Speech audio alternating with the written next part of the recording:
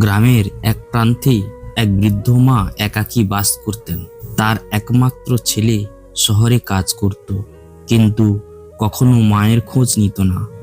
বৃদ্ধার সংসার বলতেই একটি ছোট্ট কুঠির, আর ছিল কৃষ্ণের একটি পুরনো মূর্তি।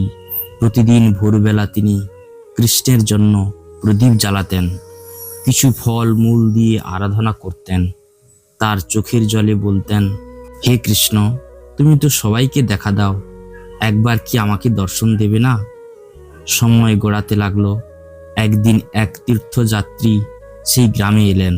বৃদ্ধ মা তাকে খাবার দিলেন আর নিজের দুঃখের কথা শোনালেন।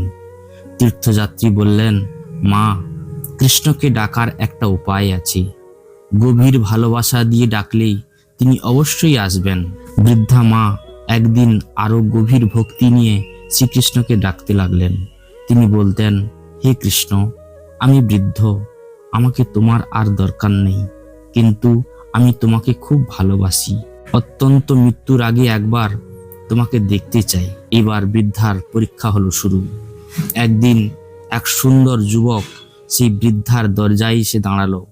ছেলেটি হাসি মুখে বলল, মা, আমি খুব ক্ষুধার্ত, কিছু খেতে পারি? বৃদ্ধা আনন্দের সঙ্গে খাবার দিলেন। ছেলেটি খেয়ে বলল, তুমি অনেক দিন ধরেই কৃষ্ণকে ডাকছো, কিন্তু একবারও তোমার চারপাশে দেখনি যে তিনি কেমন করে আসেন।